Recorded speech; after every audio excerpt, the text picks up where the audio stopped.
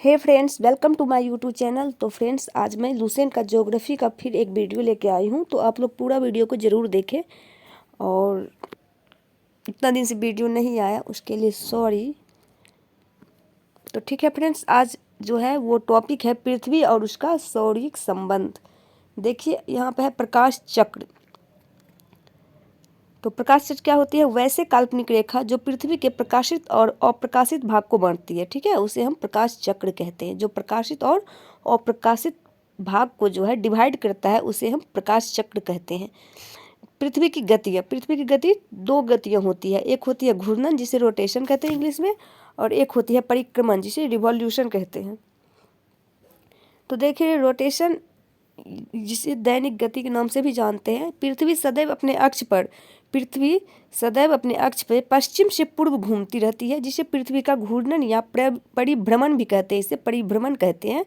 इसके कारण दिन व रात होते हैं, अतः इस गति को दैनिक गति भी कहते हैं। परिक्रमण रिवॉल्यूशन या वार्षिक गति, पृथ्वी अपने अक्ष पर घूमने के साथ साथ सूर्य के चारों ओर एक दीर्घवृत्तीय मार्ग पर परिक्रमा करती है, जिसे परिक्रमण या वार्षिक गति कहते हैं। पृथ्वी को सूर्य की एक परिक्रमा पूरा करने में 365 दिन 6 घंटे का समय लगता है। तो यहाँ पर देखिए दीर्घवृत्ताकार पथ जो होता है वो होता है, ये देखिए इस टाइप से होता है। ऐसे घूमती रहती है अपने अक्ष पे भी, और अपने अक्ष पे पश्चिम से पूर्व घूमती है और परिक्रमण भी सूर्य का करते रहती है। नेक्स्ट है नक्षत्र दिवस। एक मध्यम रेखा के ऊपर किसी निश्चित नक्षत्र के उत्तरोत्तर 2 बार गुजरने के बीच की अवधि को नक्षत्र दिवस कहते हैं। यह 23 घंटे व 56 मिनट की अवधि का होता है। सौर दिवस जिसे सोलर डे के नाम से जानते हैं, जब सूर्य को गतिहीन मानकर पृथ्वी द्वारा उसके परिक्रमण की गणना दिवसों के रूप में की जाती है, तब सौर दिवस ज्ञात होता है। इसकी अवधि पूरे 24 घंटे होती है। अपने परिक्रमा पथ में पृथ्वी सूर्य के चारों ओर 29.8 किलोमीटर पर सेकंड के वेग से चक्कर लगाती है। उपसौर किसे कहते हैं? पृथ्वी सूर्य की परिक्रमा दीर्घवृत्तीय कक्षा में करती है, जिसके एक कोकस पर सूर्य होता है, और जब पृथ्वी सूर्य के अत्यधिक पास होती है तो उसे उपसौर कहते हैं। ऐसी स्थिति 3 जनवरी को होती है, यानी 3 जनवरी को पृथ्वी सूर्य के सबसे निकट होती है। ऐसी स्थिति में पृथ्वी और सूर्य के बीच दूरी 14.70 करोड़ किलोमीटर है। अपसौर क्या होता है? पृथ्वी जब सूर्य से अधिकतम दूरी पर होती है तो उसे अपसौर कहते हैं। ऐसी स्थिति 4 जुलाई को होती है। ऐसी स्थिति में पृथ्वी और सूर्य के बीच की दूरी 15.21 करोड़ किलोमीटर होती है। एप्साइड रेखा, उपसौरिक और अपसौरिक को मिलाने वाली काल्पनिक रेखा सूर्य के केंद्र से गुजरती है, इसे एप्साइड रेखा कहते हैं। अक्षांश, इसे लैटिट्यूड, विषुववृत्त से उत्तर या दक्षिण दिशा स्थित किसी स्थान की कोणीय दूरी को अक्षांश कहते हैं। यह कोण पृथ्वी के केंद्र पर बनता है। इसे विषुवतीय वृत्त से दोनों ओर अंशों में मापा जाता है। विषुवत वृत्त 0 अंश के अक्षांश को प्रदर्शित करता है। विषुवत वृत्त की उत्तरी एवं दक्षिण दिशा में 1 डिग्री के अंतराल से खींचे जाने पर 90 अक्षांश वृत्त होते हैं, यानी किसी भी स्थान का अक्षांश 90 डिग्री से अधिक नहीं हो सकता है। विषुवत वृत्त के उत्तरी भाग को उत्तरी गोलार्ध और दक्षिणी भाग को दक्षिणी गोलार्ध के नाम से जाने जाते हैं। 1 अंश होता है 60 मिनट का और 1 मिनट होते हैं 60 सेकेंड का। अक्षांश समानांतर, पैरेलल्स ऑफ लैटिट्यूड, काल्पनिक रेखाओं का एक ऐसा समूह जो पृथ्वी के चारों ओर पूर्व से पश्चिम दिशा में विषुवत रेखा के समानांतर खींचा जाता है, अक्षांश रेखा कहलाता है। अथवा भूमध्य रेखा से एक समान कोणीय दूरी वाले स्थानों को मिलाने वाली रेखा को अक्षांश रेखा कहते हैं। भूमध्य रेखा 0 डिग्री की अक्षांश रेखा है, अतः इस पर स्थित सभी स्थानों का अक्षांश 0 डिग्री होगा। भूमध्य रेखा के उत्तर में स्थित अक्षांश रेखाएं को उत्तरी अक्षांश रेखाएं तथा इसके दक्षिण में स्थित अक्षांश रेखाओं को दक्षिणी अक्षांश रेखाएं कहते हैं। दो अक्षांश रेखाओं की मध्य की दूरी होती है 111 किलोमीटर। नेक्स्ट है, यदि अक्षांश समांतरों को 1 डिग्री के अंतराल पर खींचते हैं तो उत्तरी एवं दक्षिणी दोनों गोलार्धों में 89 अक्षांश समानांतर होंगे। इस प्रकार विषुवत वृत्त को लेकर अक्षांश समांतरों की कुल संख्या होती है 179। भूमध्य रेखा के उत्तर में 23.5 डिग्री अक्षांश को कर्क रेखा और दक्षिण में 23.5 डिग्री अक्षांश को मकर रेखा कहते हैं। भूमध्य रेखा के उत्तर में 66.5 डिग्री अक्षांश को आर्कटिक वृत्त और दक्षिण में 66.5 डिग्री अक्षांश को अंटार्कटिक वृत्त कहते हैं। कर्क रेखा निम्न देशों से होकर गुजरती है, तो वो है ताइवान, चीन, म्यांमार, बांग्लादेश, भारत, ओमान, संयुक्त अरब अमीरात, सऊदी अरब, मिस्र, Libya, Niger, Algeria, Mali, Mauritania, पश्चिम सहारा, बहामास एवं मैक्सिको। मकर रेखा निम्न देशों से होकर गुजरती है, Chile, Argentina, Paraguay, Brazil, Namibia, Botswana, दक्षिण अफ्रीका, मोजाम्बिक, मेडागास्कर, ऑस्ट्रेलिया। विषुवत रेखा निम्न देशों से होकर गुजरती है, Ecuador, Colombia, Brazil, Gabon, Congo गणराज्य, लोकतांत्रिक कांगो गणराज्य और Uganda, Kenya, Somalia, Maldives, Indonesia तथा किरिबाती। अब आ जाएगा देशांतर, जिसे लॉन्गिट्यूड कहते हैं। ग्रीनविच रेखा से किसी स्थान की कोणात्मक दूरी को उस स्थान का समान देशांतर कहते हैं, अथवा उत्तरी तथा दक्षिण ध्रुव को मिलाने वाली काल्पनिक रेखा को देशांतर रेखा कहते हैं। देशांतर रेखा की लंबाई बराबर होती है, ये रेखाएं समानांतर नहीं होती है, ये रेखाएं उत्तर तथा दक्षिण ध्रुव पर एक बिंदु पर मिल जाती है। ध्रुवों से विषुवत रेखा की ओर बढ़ने पर देशांतर के बीच की दूरी बढ़ती जाती है तथा विषुवत रेखा पर इसके बीच की दूरी अधिकतम होती है। देशांतर रेखाएं को एक समान होने के कारण इसकी गणना में कठिनाई थी, इसलिए सभी देशों ने सर्वसम्मिलित से यह निश्चित किया ग्रीनविच वेधशाला से गुजरने वाली देशांतर रेखा से गणना शुरू की जानी चाहिए, अतः इसे हम प्रधान मध्याह्न रेखा कहते हैं। इस देशांतर का मान होता है 0 डिग्री। इससे हम 180 डिग्री पूर्व तथा 180 डिग्री पश्चिम देशांतर की गणना करते हैं। प्रधान मध्याह्न रेखा की बाईं ओर की रेखाएं पश्चिमी देशांतर और दाहिनी ओर की रेखाएं पूर्वी देशांतर कहलाती है। ये क्रमशः पश्चिमी गोलार्ध एवं पूर्वी गोलार्ध कहलाते हैं। 180 पूर्व तथा 180 डिग्री पश्चिम देशांतर एक ही रेखा है। गोलाकार होने के कारण पृथ्वी 24 घंटे में 360 डिग्री घूम जाती है, अतः 1 डिग्री देशांतर की दूरी तय करने में पृथ्वी को 4 मिनट का समय लगता है।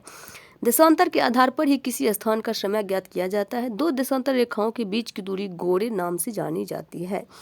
0 अंश अक्षांश एवं 0 अंश देशांतर अटलांटिक महासागर में काटती है। मानचित्र एवं ग्लोब पर पाई जाने वाली प्रतिच्छेद रेखाओं को भौगोलिक रेखा जाल कहते हैं। संक्रांति सूर्य के उत्तरायण और दक्षिणायन की सीमा को संक्रांति कहते हैं। कर्क संक्रांति 21 जून को सूर्य कर्क रेखा पर लंबवत होता है, इसे कर्क संक्रांति कहते हैं। इस दिन उत्तरी गोलार्ध में सबसे बड़ा दिन होता है।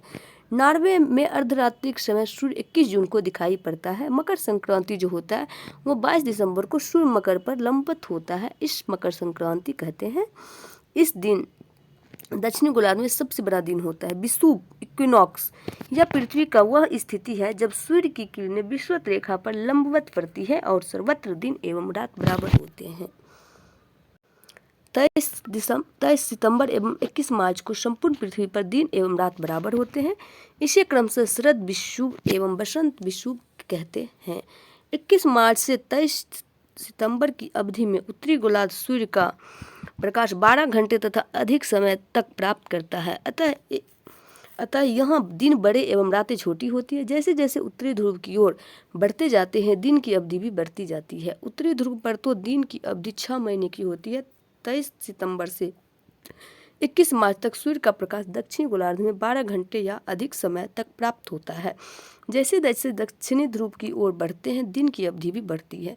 दक्षिणी ध्रुव पर इसी कारण 6 महीने तक दिन रहता है। इस प्रकार उत्तरी ध्रुव एवं दक्षिणी ध्रुव दोनों ही 6 महीनों तक दिन एवं 6 महीनों तक रात रहती है। पृथ्वी को अपनी अक्ष पर झुकी होने के कारण दिन व रात छोटा बड़ा होता है। सूर्य ग्रहण जब कभी दिन के समय सूर्य एवं पृथ्वी के बीच चंद्रमा आ जाने से सूर्य की चमकती सतह चंद्रमा के कारण दिखाई नहीं पड़ने लगते हैं, तो इस स्थिति को सूर्य ग्रहण कहते हैं। जब सूर्य का एक भाग छिप जाता है तो उसे आंशिक सूर्य ग्रहण, और जब सूर्य की कुछ क्षणों के लिए छिप जाता है तो उसे पूर्ण सूर्य ग्रहण कहते हैं।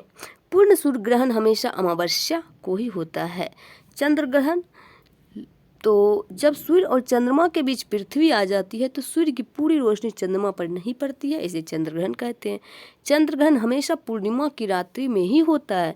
प्रत्येक पूर्णिमा को चंद्र ग्रहण नहीं होता क्योंकि चंद्रमा और पृथ्वी के कक्षापथ में 5 डिग्री का अंतर होता है, जिसके कारण चंद्रमा कभी पृथ्वी के ऊपर से या नीचे से गुजर जाता है। एक वर्ष में अधिकतम 3 बार पृथ्वी के उपछाया क्षेत्र से चंद्रमा गुजरता है, तभी चंद्र ग्रहण लगता है। सूर्य के समान चंद्र ग्रहण भी आंशिक अथवा पूर्ण हो सकता है। समय का निर्धारण एक देशांतर का अंतर होने पर समय में 4 मिनट का अंतर होता है। चूँकि पृथ्वी पश्चिम से पूरब की ओर घूमती है, फलतः ग्रीनविच से पूरब की ओर बढ़ने पर प्रत्येक देशांतर पर समय 4 मिनट बढ़ता जाता है तथा पश्चिम जाने पर प्रत्येक देशांतर पर समय 4 मिनट घटता जाता है। अंतर्राष्ट्रीय तिथि रेखा, जो कि 180 डिग्री देशांतर को अंतर्राष्ट्रीय तिथि रेखा कहा जाता है, क्योंकि इस रेखा के दोनों ओर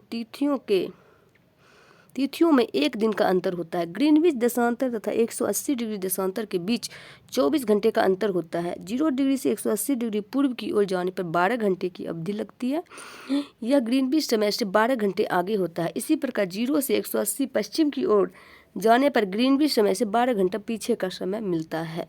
यही कारण है कि 180 डिग्री पूर्व एवं पश्चिम देशांतर में कुल 24 घंटे अर्थात एक दिन रात का अंतर होता है। उदाहरण के लिए, यदि ग्रीनविच पर बृहस्पतिवार 25 दिसंबर 2003 ईस्वी को दोपहर के 12 बजते हैं तो 180 डिग्री देशांतर पर 25 दिसंबर 2003 ईस्वी को मध्यरात्रि होगी, जबकि 180 डिग्री पश्चिमी देशांतर पर 24 सितंबर 2003 ईस्वी की मध्यरात्रि होगी।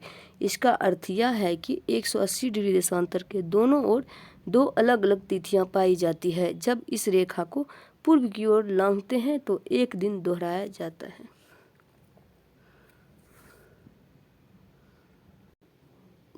और इसे पश्चिम की ओर लांघते हैं तो एक दिन कम किया जाता है। इसे इस प्रकार याद किया जा सकता है: travel to east 1 day more to feast, travel to west 1 day less. वास्तव में अंतर्राष्ट्रीय तिथि रेखा पूर्णतया 180 डिग्री देशांतर का अनुसरण नहीं करती। यह 180 देशांतर के बाएं तथा दाएं मुड़ जाती है ताकि स्थलीय भागों का विभाजन ना हो और लोगों को तिथि के बारे में भ्रम में ना हो।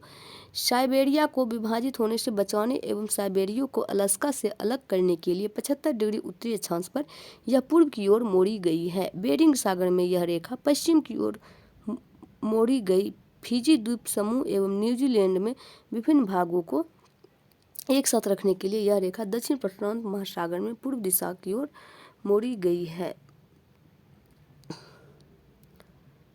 अंतर्राष्ट्रीय तिथि रेखा आर्कटिक सागर, चूंकि सागर बेरिंग स्ट्रेट व प्रशांत महासागर से गुजरती है। समय जोन व मानक समय, विश्व को 24 समय जोनों में विभाजित किया गया है। इन समय जोनों को ग्रीनविच मीन टाइम व मानक समय में 1 घंटे के अंतराल के आधार पर विभाजित किया गया है, अर्थात प्रत्येक जोन 15 डिग्री के बराबर होता है। ग्रीनविच यम्योत्तर 0 डिग्री देशांतर पर है, जो कि ग्रीनलैंड व नार्बोनियन सागर व ब्रिटेन, स्पेन, अल्जीरिया, फ्रांस, माले, बुर्किना फासो, घाना और दक्षिण अटलांटिक समुद्र से गुजरता है। प्रत्येक देश का मानक समय ग्रीनविच मीन टाइम से आधा घंटे के गुणक के अंतर पर निर्धारित किया जाता है। मानक समय स्वेच्छा से चयनित यम्योत्तर का स्थानीय समय होता है, जो एक विशिष्ट क्षेत्र या देश के लिए मानक समय निर्धारित करता है। भारत में 82.5 डिग्री पूर्वी देशांतर, जो इलाहाबाद के निकट मिर्जापुर से गुजरती है, के समय को मानक समय माना गया है। यह समय ग्रीनविच मीन टाइम से 5.5 घंटे आगे है। अतः जब ग्रीनविच में दोपहर के 12 बजे हों तो उस समय भारत में शाम के 5:30 बजेंगे। ग्रीनविच यूनाइटेड किंगडम में है। विषुवत रेखा इक्वेटर पृथ्वी की मध्य सतह से होकर जाने वाली वह अक्षांश रेखा है जो उत्तरी एवं दक्षिणी ध्रुव से बराबर दूरी पर होती है। यह शून्य अंश की अक्षांश रेखा है। विषुवत रेखा के उत्तरी भाग को उत्तरी गोलार्ध और दक्षिणी भाग को दक्षिणी गोलार्ध कहते हैं। नेक्स्ट है कटिबंध, जिसे जोन कहते हैं इंग्लिश में। प्रत्येक गोलार्ध को तापमान के आधार पर कई भागों में विभाजित किया गया है, जिसे कटिबंध कहते हैं। ये हैं उष्ण कटिबंध। ट्रॉपिकल जोन, जो कि विषुवत रेखा से 30 डिग्री उत्तर एवं 30 डिग्री दक्षिण का भाग है। यहाँ वर्ष में 2 बार सूर्य शीर्ष पर चमकता है।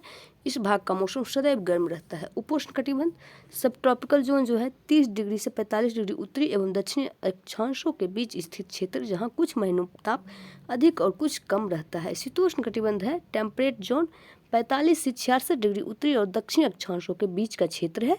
यह सूर्य के ऊपर कभी नहीं चमकता, बल्कि उसकी किरणें तिरछी होती है, अतः यहाँ हमेशा तापमान कम रहता है। ध्रुवीय कटिबंध 66 से 90 के मध्य स्थित जहाँ क्षेत्र तापमान अत्यंत ही कम रहता है, इसके फलस्वरूप वहाँ हमेशा बर्फ जमी रहती है।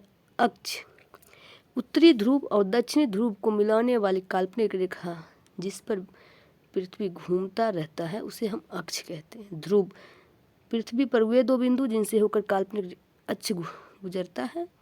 अक्षांश किसी स्थान की विषुवत वृत्त से उत्तर और दक्षिण की कोणीय दूरी। तो ये सभी जो है कुछ शब्द हैं जिसको अच्छे से एक्सप्लेन करके समझाया गया है। आई होप आप लोग को ये सब पता ही होगा।